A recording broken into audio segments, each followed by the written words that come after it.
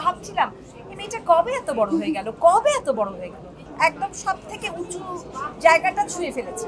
আমি শুধু আমার টিচারের কাছ থেকে শুধু শুনতে চাই তার শিষ্য আসলে কতটুকু করতে পেরেছে, কতটুকু দিতে পেরেছে। আমি শুধু এইটুকু শুনতে চাই, আজকে আর কোনো কিছু না। আমি আসলে এই পুরো সময়টা ধরে একটা জিনিসই ভাবছিলাম যে মেহজাবিন কবে এত বড় হয়ে গেল,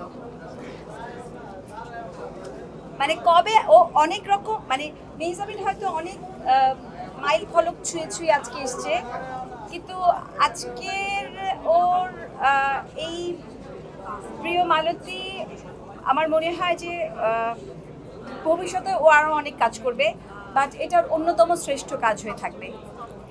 আর আমি যেটা সত্যি আমি এটা ফিল করে বলেছি যে আমি ভাবছিলাম এই মেয়েটা কবে এত বড় হয়ে গেল, কবে এত বড় হয়ে গেল, কবে সে এত পাকা অভিনেত্রী হয়ে গেল। আমি প্রত্যেকটা মোমেন্ট এনজয় করেছি, মানে আমি এনজয় করেছি মানে হচ্ছে গিয়ে প্রত্যেকটা মোমেন্টকে আমি বিশ্বাস করেছি, মানে ওর অভিনয়ের প্রত্যেকটা মোমেন্টকে আমি বিশ্বাস করেছি। I am so proud. Please এই সিনেমার সাপেক্ষে কোনো ইমপ্রুভমেন্টে কোনো আলোচনাই হবে না। এই সিনেমাতে আই থিঙ্ক ও ওর একদম সব থেকে উঁচু জায়গাটা ছুঁয়ে ফেলেছে।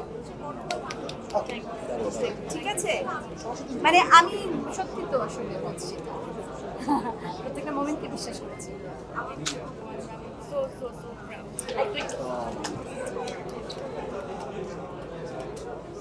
And you, তোমার নাম কি সত্যি সত্যি সম্রাট শাহজাহান? শাহজাহান সম্রাট।